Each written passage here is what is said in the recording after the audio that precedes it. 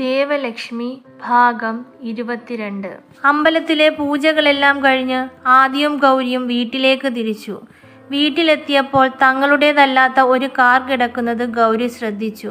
ദേവേട്ടാ, ആരോ വന്നിട്ടുണ്ട്. ആരാവും? ആ കാർ കണ്ടതും ദേവേട്ടൻ്റെ മുഖം ദേഷ്യം കൊണ്ട് ചുവക്കുന്നത് ഗൗരി കണ്ടു. അതുകൊണ്ട് തന്നെ ആ വന്നിരിക്കുന്നത് തങ്ങളുടെ മിത്രങ്ങളല്ല എന്ന് ഗൗരിക്ക് മനസ്സിലായി. പിന്നെ ഗൗരി ദേവേട്ടനോട് ഒന്നും ചോദിക്കാൻ നിന്നില്ല. ഗൗരി അകത്തേക്ക് കയറാൻ പോയതും ആദ്യം അവളുടെ കയ്യിൽ മുറുകെ പിടിച്ചു. ശേഷം അവളെയും കൂട്ടി അകത്തേക്ക് കയറി.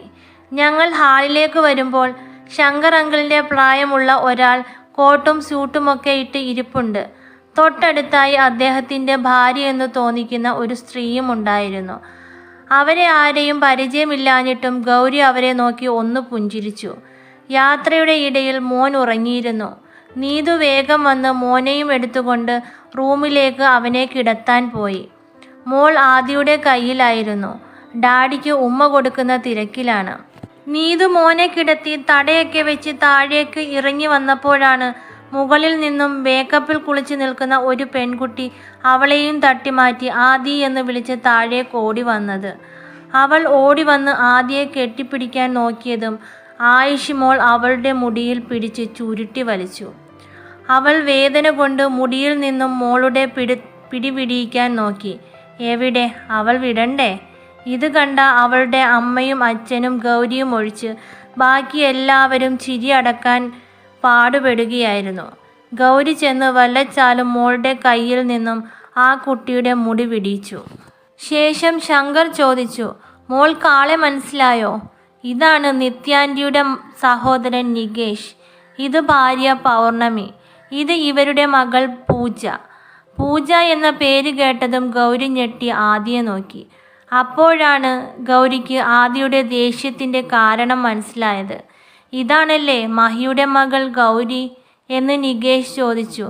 അതെ എന്ന് ശങ്കർ മറുപടി പറഞ്ഞു. ഗൗരിയുടെ കയ്യിലിരിക്കുന്ന മോളെയും അവളുടെ സീമന്തരേഖയിലെ ചുവപ്പും കണ്ടു പൗർണമി ചോദിച്ചു, കുട്ടി മാരീഡാണല്ലേ? ഇരട്ടക്കുട്ടികളാണോ?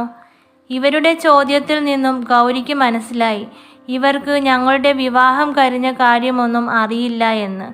എന്തു പറയും? അവസാനം ഗൗരി രണ്ടും കൽപ്പിച്ചു പറഞ്ഞു, അതെ ആൻറ്റി. ശേഷം നികേഷ് പറഞ്ഞു, ഞങ്ങൾ വന്നത് പൂജയുടെയും ആദിയുടെയും വിവാഹ കാര്യത്തിൽ ഒരു തീരുമാനമെടുക്കാനാണ്. ഇത് കേട്ട് ശങ്കറും നിത്യയും എന്ത് ചെയ്യണമെന്നറിയാതെ നിൽക്കുകയാണ്. ഇവിടെ എന്താണ് നടക്കുന്നതെന്നറിയാതെ നിൽക്കുകയാണ് നീതു. എന്നാൽ ഇത് കേട്ട് ഗൗരിയുടെ കണ്ണുകൾ നിറഞ്ഞൊഴുകാൻ തുടങ്ങി. അത് ആരും കാണാതിരിക്കാൻ പെണ്ണ് കുനിഞ്ഞാണ് നിൽപ്പ്. ഇത് കണ്ട് ആദിക്ക് സഹിക്കാൻ കഴിഞ്ഞില്ല. അവൻ ഗൗരിയുടെ കയ്യിൽ പിടിച്ച് നികേഷിൻ്റെ മുമ്പിലായി വന്ന് നിന്നു. അല്ലെങ്കിലേ, എന്നെ പൂജയെ കൊണ്ട് കെട്ടിക്കണമെങ്കിൽ ആദ്യം ഞാനും ഈ നിൽക്കുന്ന എൻ്റെ ലച്ചുവും തമ്മിലുള്ള ഡിവോഴ്സ് നടക്കണം. എന്നാലും തീരുന്നില്ല. 2 കുട്ടികളുള്ള എന്നെ അങ്കിളിൻ്റെ മോൾക്ക് വേണോ? അത് കേട്ട് നികേഷും പൗർണമിയും പൂജയും ഞെട്ടി. എന്താടാ നീ പറയുന്നത്? ഞങ്ങൾ 6 മാസം മുമ്പ് വന്നപ്പോഴും നിന്റെ കെട്ട് കഴിഞ്ഞിട്ടില്ല. പിന്നെങ്ങനെയാ നിനക്ക് 2 വയസ്സുള്ള കുട്ടികളുണ്ടാകുന്നത്? കെട്ടിന്നലെയാ കഴിഞ്ഞത്. പിന്നെ കുട്ടികൾ? അത് അങ്കിളിൻ്റെ കൂടി നിർദ്ദേശപ്രകാരം അങ്കിളിൻ്റെ മോൾ എനിക്ക് തന്ന പണിയായിരുന്നു. പക്ഷേ അതിൽ വന്നു വീണത് എൻ്റെ പെണ്ണും.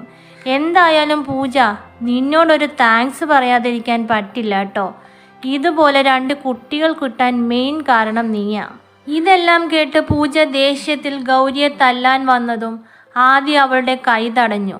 ഞാനിവിടെ ഉള്ളപ്പോൾ എൻ്റെ പെണ്ണിൻ്റെ ദേഹത്ത് തൊടാൻ നിനക്ക് കഴിയുമെന്ന് തോന്നുന്നുണ്ടോ? ശേഷം പൗർണമി നിത്യയുടെ നേരെ തിരിഞ്ഞു. ഇത് കണ്ടില്ലേ നിത്യ? ഞങ്ങൾ പൂജ മോളുടെ കുഞ്ഞിലെ മുതൽ ആദിയെ ഞങ്ങളുടെ മോൾക്ക് വേണ്ടി ചോദിച്ചു വെച്ചതല്ലേ? എന്നാൽ അതിനു മറുപടി പറഞ്ഞത് ആദിയായിരുന്നു. നിങ്ങൾ അങ്ങനെ ചോദിച്ചെങ്കിലും എൻ്റെ മനസ്സിൽ കുഞ്ഞിലെ മുതൽ പതിഞ്ഞ ഒറ്റ മുഖമേ ഉണ്ടായിരുന്നുള്ളൂ, എൻ്റെ ലച്ചുവിൻ്റെ. ഇത് കേട്ട് നികേഷ് പറഞ്ഞു, കുഞ്ഞുങ്ങൾ നിൻ്റെയാണെന്ന് എന്തുറപ്പ്? നിനക്ക് അങ്ങനെ ഒരു പാസ്റ്റ് ഉണ്ടെന്നറിഞ്ഞ് അവൾ കള്ളം പറഞ്ഞതാവും. അയാൾ പറഞ്ഞു തീർന്നതും ആദ്യ ദേഷ്യത്തിൽ പറഞ്ഞു, നിർത്തങ്കിൾ, അതിന് പൂജയല്ല ലച്ചു. മറ്റാരുടെ കുട്ടികളാണ് ഇവരെന്ന് തന്നെയാണ് അവൾ ഇന്നലെ രാത്രി വരെ വിശ്വസിച്ചിരുന്നത്. ഞാനാണ് അവളോട് പറഞ്ഞത് ഇവരുടെ ബയോളജിക്കൽ ഫാദർ ഞാനാണെന്ന്. ഇതൊക്കെ കേട്ട് പാവം നീതു ഞെട്ടി നിൽക്കുകയാണ്. കാരണം ഇതുവരെ ഗൗരിയെ തനിച്ച് നീതുവിന് കിട്ടിയില്ല. അതുകൊണ്ട് തന്നെ കുട്ടി ഒന്നും അറിഞ്ഞില്ല. ശേഷം ആദി തുടർന്നു, അങ്കിൾ എൻ്റെ മോനെ കണ്ടില്ല അല്ലേ? അങ്ങനെ കണ്ടിരുന്നേൽ അങ്കിൾ ഇങ്ങോട്ട് ചോദിച്ചേനെ എൻ്റെ മോനാണോ എന്ന്. കറക്റ്റ്. അതേ സമയം തന്നെ കുഞ്ഞുണർന്ന് കരയാൻ തുടങ്ങി. നീതു ഓടിപ്പോയി കുഞ്ഞിനെ എടുത്തുകൊണ്ട് താഴേക്ക് വന്നു. നീതുവിൻ്റെ കയ്യും പിടിച്ച് ഇറങ്ങി വരുന്ന മോനെ കണ്ടതും നികേഷിൻ്റെ എല്ലാ സംശയങ്ങളും മാറി. മോനെ കാണെ പൂജയുടെ ദേഷ്യം കൂടി വന്നു. അപ്പോൾ അങ്കിളിന് ഇനി ഒരു ഡൗട്ടുമില്ലല്ലോ അല്ലേ? വന്ന് ഫുഡ് കഴിച്ചിട്ട് പോകാൻ നോക്ക്. ലച്ചു, എനിക്ക് നന്നായി വിശക്കുന്നു. നീ ഫുഡ് എടുത്തു വെക്ക്, ഞാൻ ഡ്രസ്സൊന്ന് മാറിയിട്ട് വരാം എന്നു പറഞ്ഞ് ആദി മുറിയിലേക്ക് പോയി. ആദി മുറിയിലേക്ക് പോകുന്നത് കണ്ടതും പൂജ അവൻ്റെ പുറകെ ആദിയുടെ റൂമിലേക്ക് പോയി. ഇത് കണ്ട് നീതു മനസ്സിൽ പറഞ്ഞു, ഇവൾ ആദിയേട്ടൻ്റെ കൈയുടെ ചൂട് അറിഞ്ഞിട്ടേ പോകൂ എന്ന് തോന്നുന്നു. ആദ്യ റൂമിൽ ചെന്ന് ഡ്രസ്സൊക്കെ ചേഞ്ച് ചെയ്ത് കഴിഞ്ഞപ്പോഴാണ് കാറ്റുപോലെ എന്തോ അവനെ പുറകിലൂടെ കെട്ടിപ്പിടിച്ചത്. പ്ലീസ് ആദി, എനിക്ക് അന്നൊരു തെറ്റു പറ്റിയതാ. ഇനി ഞാൻ നല്ല കുട്ടിയായിക്കോളാം എന്നൊക്കെ അവൾ എന്തൊക്കെയോ പിറുപിറുക്കുന്നുണ്ട്. ഇതൊക്കെ കേട്ട് ആദിക്ക് തൻ്റെ ദേഷ്യം നിയന്ത്രിക്കാൻ കഴിഞ്ഞില്ല. ശേഷം ആദി അവളെ പിടിച്ച് മാറ്റിയതിന് ശേഷം അവളുടെ കരണം നോക്കി ഒന്ന് പൊട്ടിച്ചു. പിന്നീട് അവൻ പറഞ്ഞു, ഇനിമേൽ ഈ റൂമിനകത്തോ എൻ്റെ മുന്നിലോ നിന്നെ കണ്ടുപോകരുത്. നീ കാരണം ഞാനും എൻ്റെ പെണ്ണും എന്തുമാതിരി വിഷമിച്ചെന്നറിയുമോ? നിന്നെ കാണുമ്പോൾ എനിക്ക് ആ ദിവസങ്ങളാണ് ഓർമ്മ വരുന്നത്. ആദിക്ക് തന്നോടുള്ള ഈ വെറുപ്പിന് കാരണം ഗൗരിയാണെന്ന് പൂജ വിശ്വസിച്ചു. ഡി ഗൗരി, നിന്നെ ഞാൻ വെറുതെ വിടില്ല. ഞാൻ തിരിച്ചു പിടിക്കും എൻ്റെ ആദിയെ എന്നവൾ മനസ്സിൽ ഒരു തീരുമാനം എടുത്തുകൊണ്ട് താഴേക്ക് പോയി.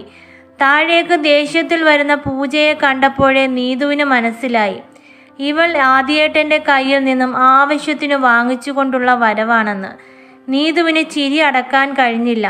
അതുകൊണ്ട് തന്നെ അവൾ കുട്ടൂസുകളെ കളിപ്പിക്കുന്ന രീതിയിൽ അവരോടായി ചിരിച്ചുകൊണ്ട് എന്തൊക്കെയോ പറഞ്ഞുകൊണ്ടിരുന്നു. പൂജ താഴേക്ക് വന്ന് ദേഷ്യത്തിൽ അവളുടെ മമ്മിയോടും ഡാഡിയോടുമായി പറഞ്ഞു, നമ്മൾ ഇവിടേക്ക് വന്നത് ഇവരുടെ സൽക്കാരം സ്വീകരിക്കാനല്ല. ആദ്യം പറഞ്ഞതൊക്കെ കേട്ടില്ലേ? വാ നമുക്ക് പോകാം എന്ന് പറഞ്ഞ് ദേഷ്യത്തിൽ കാറിൻ്റെ ചാവിയുമായി പൂജ പുറത്തേക്ക് പോയി. ശേഷം ആരോടും ഒരു യാത്ര പോലും ചോദിക്കാതെ നികേഷും പൗർണമിയും അവളുടെ പുറകെ പോയി. അവർ പോയി കഴിഞ്ഞാണ് ആദ്യ താഴേക്ക് വന്നത്. ആദ്യയെ കണ്ടതും നീതു ഓടിച്ചെന്ന് ആദ്യയോട് പറഞ്ഞു, കലക്കി ആദ്യേട്ടാ, ആ പൂജ എൻ്റെ ഗൗരിയെക്കുറിച്ച് ആവശ്യമില്ലാത്തത് പറഞ്ഞപ്പോൾ അവൾക്ക് 2 കൊടുക്കാൻ എൻ്റെ കൈ തരിച്ചതാ. എന്നാലും അത് ആദ്യേട്ടൻ കൊടുത്തു എന്ന് മനസ്സിലായി. അല്ല ആദ്യേട്ടാ, ആദ്യേട്ടൻ നേരത്തെ പറഞ്ഞ സത്യങ്ങളൊക്കെ ആ വേതാളത്തിനറിയുമോ? വേതാളമോ? അതാരാ? ഓ, ആ ജിത്തുവേട്ടൻ. ഇത് കേട്ട് ചെറു പുഞ്ചിരിയോടെ ആദി പറഞ്ഞു, അറിയാം. ഇങ്ങു വരട്ടെ ആ വേതാളം. അയാൾക്ക് ഞാൻ വെച്ചിട്ടുണ്ട്. കറക്റ്റ്. അതേ സമയം തന്നെ ആദി പൂജ വന്ന കാര്യമൊക്കെ വിളിച്ചു പറഞ്ഞതറിഞ്ഞ് ജിത്തു വന്നു. എന്താണ് ഈ കുട്ടി ഡോക്ടറും നീയും തമ്മിലൊരു ചർച്ച എന്ന് പറഞ്ഞുകൊണ്ട് ജിത്തു ആദിയുടെ അടുത്തേക്ക് വന്നു. ജിത്തു വന്നതും ആദി പറഞ്ഞു, ഞാൻ ഭക്ഷണം കഴിക്കാൻ പോവുക, നീ വരുന്നുണ്ടോ? ഇല്ലടാ എന്ന് പറഞ്ഞു ജിത്തു നോക്കിയത് നീതുവിൻ്റെ മുഖത്തും. അവളുടെ മുഖഭാവത്തു നിന്നും തനിക്കെന്തോ പണി വരുന്നുണ്ടെന്ന് മനസ്സിലാക്കിയ ജിത്തു, ഡാ ആദി, എന്താണെന്നറിയില്ല, കഴിച്ച ഭക്ഷണമൊക്കെ ദഹിച്ച പോലെ, ഞാനും വരുന്നുണ്ട് എന്ന് പറഞ്ഞ് ആദിയുടെ പുറകെ പോയി. ആദി ഭക്ഷണം കഴിക്കാൻ വന്നപ്പോഴേക്കും ഗൗരി എല്ലാം എടുത്ത് ടേബിളിൽ വെച്ചിരുന്നു. ആദി ഓരോ പാത്രങ്ങളും തുറന്നു നോക്കി. ഇഡ്ഡലിയും സാമ്പാറും ചമ്മന്തിയുമായിരുന്നു. അപ്പോഴേക്കും ജിത്തുവും വന്നിരുന്നു. ജിത്തുവിനെ കണ്ട ആദി ചോദിച്ചു, നീയല്ലേ പറഞ്ഞത് നിനക്ക് ഭക്ഷണം വേണ്ടാന്ന്? അതോ, എനിക്കെന്താണെന്നറിയില്ല, വല്ലാത്ത വിശപ്പ് എന്ന് പറഞ്ഞ് ജിത്തു ഒരു പ്ലേറ്റ് എടുത്തു വെച്ചു. ശേഷം ഗൗരി 2 പേർക്കും വിളമ്പിക്കൊടുത്തു. ആദി ഗൗരിയോട് ചോദിച്ചു, ലച്ചു, നീയൊന്നും കഴിച്ചില്ലല്ലോ, ഇരിക്ക്. വേണ്ട ദേവേട്ട, ഞാൻ ആൻറ്റിയുടെ കൂടെ ഇരുന്നോളാം. എന്നാൽ അപ്പോഴേക്കും ആദി അവളെ പിടിച്ച് കസേരയിൽ ഇരുത്തി. ശേഷം അവൻ്റെ പാത്രത്തിൽ നിന്നും അവൾക്കും പിച്ചി വായിൽ വെച്ചു കൊടുത്തു. അവനും കഴിച്ചു. ഇത് കണ്ടു നിന്ന ശങ്കറിനും നിത്യയ്ക്കും നീതുവിനും ജിത്തുവിനും സന്തോഷമായി. അപ്പോഴാണ് കുട്ടൂസുകൾ അങ്ങോട്ട് വന്നത്. ആദ്യ ഗൗരിക്ക് വായിൽ വെച്ച് കൊടുക്കുന്നത് കണ്ട് രണ്ടെണ്ണത്തിനും കുശുമ്പ് വന്നു. അവനും വാ തുറന്ന് കൊണ്ട് ആദിയുടെ അടുത്തേക്ക് പോയി. അങ്ങനെ അവൻ സന്തോഷത്തോടെ 3 പേരെയും ഊട്ടി. ആ സന്തോഷം കണ്ടു നിന്ന എല്ലാവർക്കും ഒരു പ്രാർത്ഥന മാത്രമേ ഉണ്ടായിരുന്നുള്ളൂ. ഇവരുടെ ഈ സന്തോഷത്തിന് ആരുടെയും കണ്ണ് തട്ടല്ലേ എന്ന്. നീതു ഈ മനോഹരമായ ദൃശ്യം അവളുടെ ഫോണിൽ പകർത്താനും മറന്നില്ല. എന്നാൽ ഇതേ സമയം പൂജ തൻ്റെ ഫ്ലാറ്റിൽ വന്ന് റൂമിൽ കയറി വാതിലടച്ചു. ആ റൂമിലിരുന്ന ഓരോ സാധനങ്ങളും എറിഞ്ഞുടച്ച് അവൾ തൻ്റെ ദേഷ്യം തീർത്തു. ഇതിനിടയിൽ അവൾ വിളിച്ചു പറയുന്നുമുണ്ട്, ഗൗരി, നിന്നെ ഞാൻ എൻ്റെ ആദിയുമൊത്ത് സന്തോഷത്തോടെ ജീവിക്കാൻ സമ്മതിക്കില്ല. നിന്നെ എന്ത് ചെയ്യണമെന്നൊക്കെ എനിക്കറിയാം. ശേഷം പൂജ ഫോൺ എടുത്ത് ഒരു നമ്പറിലേക്ക് കോൾ ചെയ്തു. തുടരും. പിന്നെ ഇപ്പം കറക്റ്റായിട്ട് വീഡിയോസ് വരാത്തത് എനിക്കൊരു ഫാമിലി ഫങ്ഷൻ ഉള്ളതുകൊണ്ട് ഞാൻ കുറച്ച് ബിസിയാണ്. 2-3 ദിവസം അവിടെ കഴിയുമ്പോൾ ഞാൻ ഫ്രീ ആവും. അത് കഴിഞ്ഞിട്ട് കറക്റ്റായിട്ട് വീഡിയോസ് ഇടാം കേട്ടോ. അപ്പോൾ എല്ലാവരും സപ്പോർട്ട് ചെയ്യണം. ബൈ.